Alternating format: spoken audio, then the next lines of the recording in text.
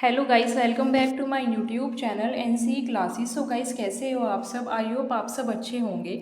तो आज की इस वीडियो में हम पढ़ने वाले हैं रीजनल प्लानिंग इन इंडिया। और गाइस, इस वाली वीडियो में हम कवर करने वाले हैं regional planning in India, 5 year plan and regional planning और multi level planning in India. और ये हमारा जो टॉपिक है वो है BA 3rd year 5th semester के जो स्टूडेंट हैं उनके लिए। तो चलिए गाइस, हम स्टार्ट करते हैं अपनी वीडियो। और सबसे पहले हम ये देखते हैं कि ये जो रीजनल प्लानिंग है इसका मतलब क्या है। तो देखो, regional planning means planning for the development of a particular region according to its resources, problem and needs. इसका मतलब ये है कि रीजनल प्लानिंग का मतलब है किसी भी खास जगह की, किसी भी पर्टिकुलर रीजन की उस किसी भी पर्टिकुलर रीजन का विकास करना, उसका डेवलपमेंट करना, किस चीज़ के अकॉर्डिंग? वहाँ के रिसोर्सेज, वहाँ की प्रॉब्लम और वहाँ की नीड्स के को देखते हुए। ठीक है, मतलब कि किसी भी एक पर्टिकुलर रीजन का डेवलपमेंट करना किसके अकॉर्डिंग, किस चीज़ को ध्यान में रखते हुए या किस चीज़ के अनुसार? उस क्षेत्र के संसाधन, समस्या, ये सब चीज़ों को देखते हुए।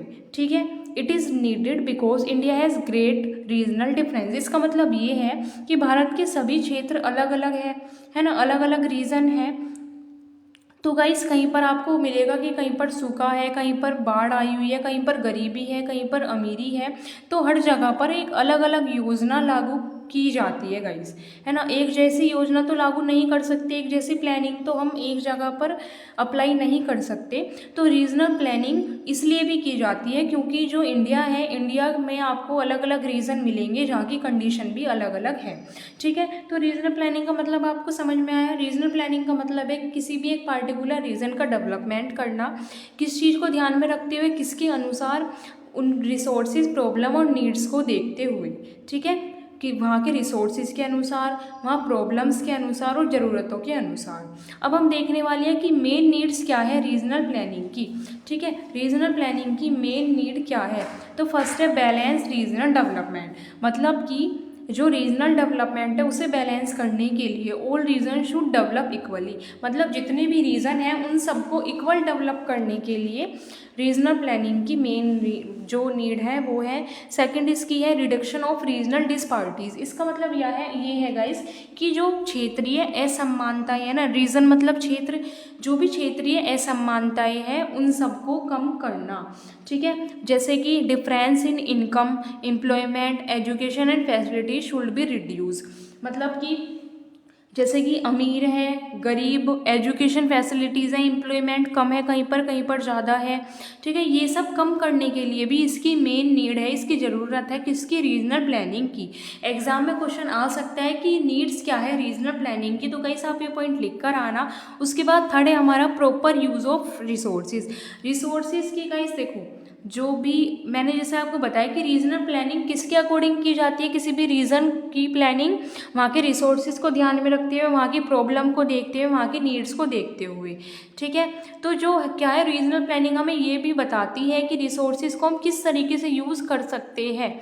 ठीक है, प्रॉपर किस तरीके से यूज़ होंगे रिसोर्सेज। उसके बाद फोर्थ है आपका, इसकी जो मेन नीड है वो है डेवलपमेंट ऑफ बैकवर्ड एरिया। जो बैकवर्ड एरियाज़ हैं उनके डेवलपमेंट के लिए भी रीजनल प्लानिंग की मेन नीड है, क्योंकि ये क्या करता है, अलग अलग रीजन का डेवलपमेंट करता है और ये फोकस करता है ज़्यादातर बैकवर्ड एरियाज़ पर।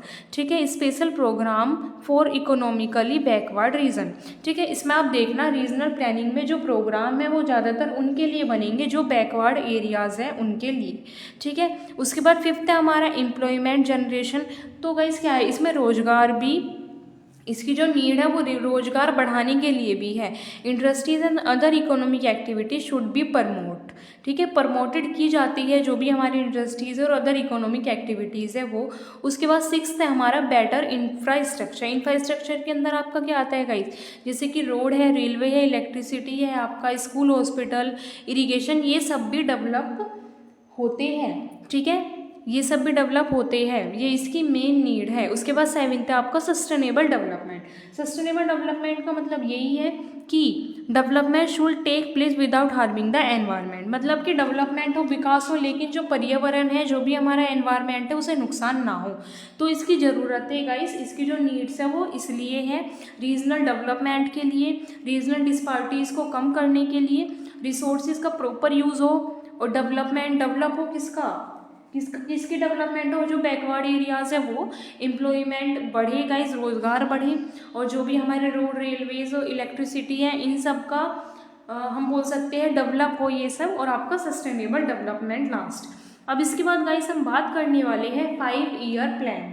ठीक है, 5 ईयर प्लान इन इंडिया, कि ये जो 5 ईयर प्लान है ना, ये क्या है, अब मैं आपको पूरा एक्सप्लेन करने वाली हूँ गाइस। और मैंने आपके लिए एक छोटा सा ये चार्ट भी बनाया है, इजीली हम गाइस इससे ही पढ़ेंगे। और गाइस एक चीज़ और, अगर आपको ये नोट्स चाहिए पूरे, तो मैं आपको टेलीग्राम चैनल का लिंक दे दूँगी डिस्क्रिप्शन बॉक्स में, आप वहाँ से डाउनलोड कर लेना। ठीक है, तो देखो ये जो 5 ईयर प्लान है वो 5 साल के लिए बनाए जाते हैं। ठीक है, ये 5 साल के लिए बनाए जाते हैं, और ये स्टार्ट हुए थे इंडिया में। फर्स्ट जो ईयर प्लान हमारा स्टार्ट हुआ था वो हुआ था गाइस हमारा 1951 में इनकी शुरुआत हुई थी। तो हमारा जो फर्स्ट प्लान स्टार्ट हुआ था वो 1951 में हुआ था, और ये आपका 1956 तक चला था। और गाइस इसका फोकस था, मेन फोकस फर्स्ट वाले प्लान का मेन फोकस आपका किस पर था गाइस, एग्रीकल्चर। ठीक है, किस पर था, एग्रीकल्चर, कृषि पर था। इसका जो ऑब्जेक्टिव था गाइस वो था increase agriculture production, agriculture production बढ़ाना, इरिगेशन और जो फ्लड है उसे कंट्रोल करना गाइस। ठीक है, मतलब कि सिंचाई बढ़ाना, बाढ़ ये सब कंट्रोल करना, इलेक्ट्रिसिटी जनरेशन, ठीक है, बिजली का उत्पादन करना, रूरल डेवलपमेंट, और जो रूरल है गाइस, जो कि मतलब गांव है, उन सब का डेवलपमेंट करना इसका मेन ऑब्जेक्टिव था। और ये हमारा जो स्टार्ट किया था वो स्टार्ट किया गया था श्री जवाहरलाल नेहरू के द्वारा स्टार्ट किया गया था। ये हमारा first plan, 5 year plan first. और गाइस इसका जो रिजल्ट था वो क्या था, ये सक्सेस हुआ था प्लान। ठीक है, ये मोस्टली सक्सेसफुल हुआ था। और गाइस याद रखना, फर्स्ट प्लान का फोकस किस पर था, एग्रीकल्चर पर था। ये किसने स्टार्ट किया था, जवाहरलाल नेहरू जी ने स्टार्ट किया था। और गाइस ये सक्सेस हुआ था। ठीक है, ये फेल नहीं हुआ था, ये सक्सेस हुआ था। और इसका जो पूरा फोकस था वो किस पर था, एग्रीकल्चर पर था, रूरल डेवलपमेंट, इलेक्ट्रिसिटी जनरेशन, इन सब पर था। ठीक है, जो हमारा सेकेंड प्लान है वो आपका स्टार्ट हुआ था 1956 में, और ये आपका 1961 तक चला था। 5 ईयर प्लान था हमारा ये।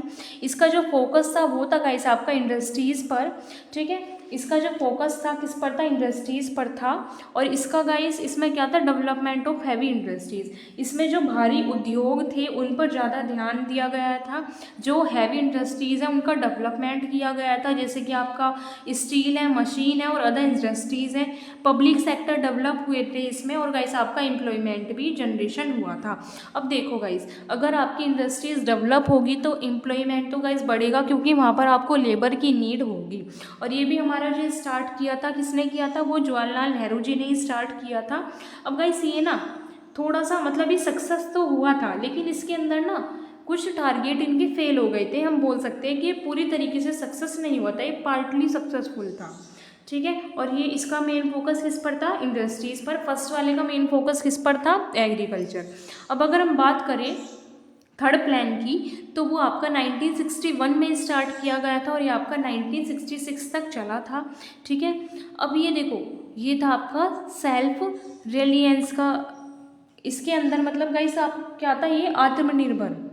ठीक है, इसका मतलब था कि भारत को आत्मनिर्भर बनाना। ठीक है, जो ये हमारा प्लान था थर्ड वाला प्लान, इसका मतलब था कि सेल्फ डिपेंडेंट। ठीक है, जो इंडिया है, जो इसका उद्देश्य था कि भारत को आत्मनिर्भर बनाना था, इस प्लान का उद्देश्य थर्ड वाले का। और ये भी स्टार्ट किया गया था किसके द्वारा, पंडित जवाहरलाल नेहरू जी के द्वारा स्टार्ट किया गया था।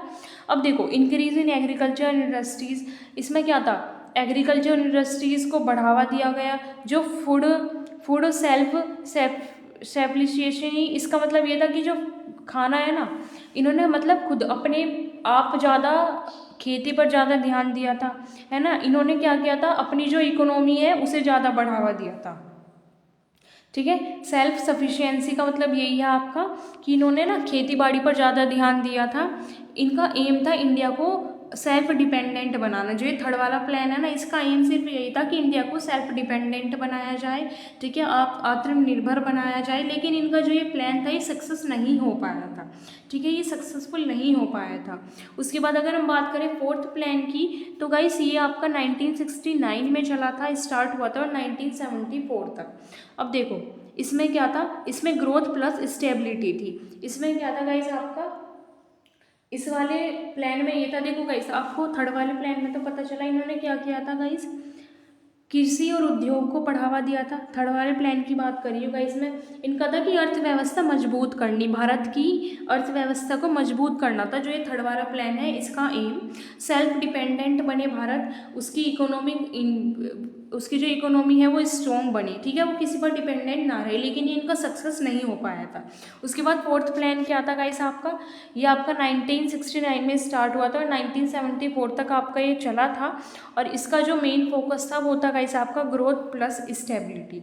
अब देखो गाइस इसके अंदर क्या था हमारा कि इकोनॉमिक ग्रोथ, मतलब कि जैसे अभी हमने ऊपर पढ़ा, इसमें भी क्या है कि आर्थिक विकास हो, ठीक है ना, जो हमारी पॉवर्टी रिडक्शन, गरीबी हटे गाइस, गरीबी कम हो, और प्राइस स्टेबिलिटी, जो कीमत है ना, जो चीज़ों की प्राइस है उनमें स्टेबिलिटी आए, और जो एग्रीकल्चर है, कृषि है और उद्योग है, उन सबका विकास हो, ठीक है। तो इसका भी जो हमारा फोर्थ वाला प्लान था वो भी गाइस आपका थर्ड वाले प्लान से मिलता जुलता है, ठीक है। जैसे कि आर्थिक विकास हो, आत्मनिर्भरता बढ़े आपकी गाइस, ठीक है, आत्मनिर्भरता बढ़े, और गरीबी कम होगा, इस कीमतों में स्थिरता आए, और जो हमारी एग्रीकल्चर इंडस्ट्रीज़ हैं उन सबका डेवलपमेंट हो रही है। आपका स्टार्ट किया था इंदिरा गांधी जी ने। और ये गाइस ये भी हमारा जो प्लान था ना वो पूरी तरीके से सक्सेसफुल नहीं हो पाया था, ठीक है, कुल नॉट अचीव फुल टारगेट। इन्होंने मतलब जैसा सोचा था ना पूरी तरीके से टारगेट अचीव नहीं कर पाए थे, ये कम सक्सेस हुआ था। उसके बाद जो हमारा फिफ्थ प्लान है गाइस वो है आपका गरीबी हटाओ, ठीक है, ये आपका स्टार्ट हुआ था 1974 में, और ये आपका गाइस 1979 तक था तो वैसे, लेकिन ये ख़त्म हो गया था गाइस आपका 1978 में ही, ठीक है, ये एंड हो गया था 1978 में ही। अब देखो पॉवर्टी रिडक्शन, तो इसका तो मेन क्या था गाइस, गरीबी कम करना। इसका जो मेन एम था वो क्या था गाइस, आपका मेन ऑब्जेक्टिव था गरीबी कम करना, एम्प्लॉयमेंट बढ़ाना, ठीक है ना, मतलब कि रोजगार बढ़ाना, इकोनॉमिक इक्वालिटी, मतलब कि आर्थिक समानता बढ़ाना, और आपका जो आत्मनिर्भर बनना, और आपका जो वीक सेक्शन है ना गाइस उनका डेवलपमेंट, जो कमज़ोर वर्ग है ना उनका डेवलपमेंट, उनका विकास, ठीक है। मतलब ओवरऑल में जो फिफ्थ वाला प्लान था उसका था कि गरीबी हटाओ, क्या करो, अपना डेवलपमेंट करो, अपने आप एम्प्लॉयमेंट बढ़ाओ, गरीबी कम करो, सेल्फ डिपेंडेंट बनो, इकोनॉमिक इक्वलिटी बढ़ाओ, और जो हमारे कमज़ोर वर्ग है उनका भी डेवलपमेंट करो, ठीक है ना, कमजोर वर्ग का भी विकास हो। और ये स्टार्ट किया गया था गाइस, इंदिरा गांधी जी ने स्टार्ट किया था ये। और गाइस ये भी हमारा क्या हुआ था, इसमें कुछ प्रोग्रेस हुई थी लेकिन ये भी पूरी तरीके से सक्सेसफुल नहीं हो पाया था। इसके जो टारगेट है वो some progress but target not fully achieved, मतलब कि प्रोग्रेस तो हुई थी लेकिन जो टारगेट है ना गाइस वो पूरी तरीके से अचीव नहीं हो पाए थे। तो ये थे आपके 5 ईयर प्लान गाइस, आप देख सकते हो। एंड अगर आपको कहीं भी कोई भी डाउट है तो आप नीचे कमेंट सेक्शन में पूछ लेना। अब हम बात करने वाले हैं guys regional planning in India, ठीक है, रीजनल प्लानिंग इन इंडिया। अब देखो regional planning in India focus on the development of different region according to their specific characteristic, मतलब कि भारत में अलग अलग क्षेत्रों की अलग अलग समस्याएं हैं गाइस, ठीक है, अलग अलग रीजन है, उनकी अलग अलग प्रॉब्लम है, तो उसी के अकॉर्डिंग रीजनल प्लानिंग की जाती है, ठीक है, उसी के अकॉर्डिंग रीजनल प्लानिंग की जाती है। तो रीजनल प्लानिंग इन इंडिया हमें यही बताता है कि जो इंडिया है, इंडिया में अलग अलग रीजन हैं, अलग अलग क्षेत्र हैं, उन सब में अलग अलग रीजनल प्लानिंग की जाती है क्योंकि उन सब की जो समस्याएं हैं वो सब अलग अलग हैं, है ना। अब अगर हम जैसे बात करें एग्जांपल ले हम माउंटेन एरिया, तो माउंटेन एरिया होता है गाइस, वहाँ पर किस चीज़ की प्लानिंग होगी, वहाँ पर नीड होगी आपके जो रोड है, mountain area need special planning for road and tourism, मतलब कि सड़क और पर्यटन का विकास माउंटेन एरियाज़ में। उसके बाद आपका जो नेक्स्ट है वो है drought prone areas need water conservation and irrigation, मतलब कि जो हमारा ड्रॉट प्रोन एरियाज़ है, वहाँ पर किस चीज़ की नीड होगी, वहाँ पर होगी वाटर कंजर्वेशन, पानी बचाना और सिंचाई। तो ये एग्जाम्पल हमें ये बता रहे हैं कि इंडिया में जो अलग अलग रीजन है उन सबको अलग अलग, उन सब की अलग अलग समस्याएं हैं और वहाँ पर अलग अलग तरीके की ही प्लानिंग की जाती है वहाँ की समस्याओं के अनुसार। जैसे कि जो ट्राइबल एरियाज़ है गाइस, वहाँ पर किसकी नीड होगी, वहाँ पर नीड होगी एजुकेशन की, हेल्थ केयर की, है ना, और आपका जो लाइवलीहुड डेवलपमेंट है उसकी। उसके बाद हमारा जो नेक्स्ट पॉइंट है वो है गाइस आपका flood prone area need flood control and proper land use planning.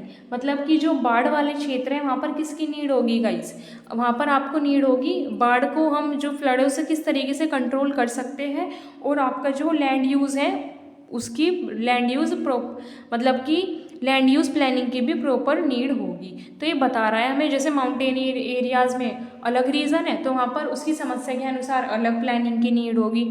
ये आपको सारे एग्जाम्पल बता रहे हैं। उसके बाद गाइस हम आपको बता दें, जैसे यहाँ पर लिखा हुआ है one plan can not be apply equally to every year every region. अब देखो गाइस ये तो बिल्कुल सच है कि हम एक जैसी रीजनल प्लानिंग सब जगह अप्लाई नहीं कर सकते। हम एक जैसा प्लान सब जगह अप्लाई नहीं कर सकते, क्योंकि भारत में अलग अलग रीज़न है और उनकी अलग अलग समस्याएं हैं। तो उनके प्रॉब्लम के अकॉर्डिंग ही क्या होगा गाइस, वहाँ पर रीजनल प्लानिंग होगी।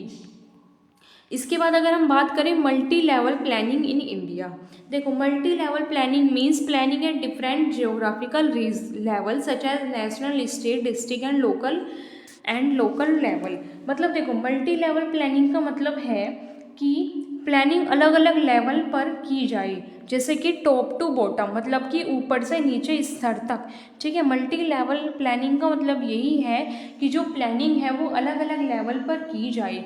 अब हम वो लेवल पढ़ने वाले हैं गाइस, टॉप टू बॉटम, वो कौन कौन से लेवल है।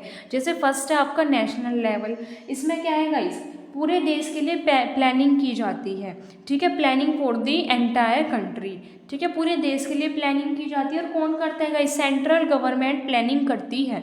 ठीक है, और जैसे कि देश की जो बड़ी पॉलिसीज़ हैं वो सब प्लान करना, ठीक है ना, जो भी नेशनल प्लान है वो सब बनाने। नेशनल इंफ्रास्ट्रक्चर का मतलब यही है कि जैसे कि नेशनल हाईवे, रोड, ये सब। ठीक है, उसके बाद सेकंड है आपका स्टेट लेवल। अब देखो planning according to the need and priority of individual state. इसमें गाइस किसकी प्लानिंग होगी, किसी एक स्टेट की होगी गाइस। ठीक है, जैसे हर राज्य की ज़रूरत के अनुसार गाइस इसमें प्लानिंग होगी स्टेट लेवल में, और कौन करेगा, स्टेट गवर्नमेंट करेगा। ठीक है, जैसे कि आपका स्टेट डेवलपमेंट करना या फिर जो भी प्रोग्राम है, जो भी स्कीम है, प्रोजेक्ट बनाने किसी भी स्टेट के डेवलपमेंट के लिए। उसके बाद थर्ड है गाइस हमारा डिस्ट्रिक्ट लेवल।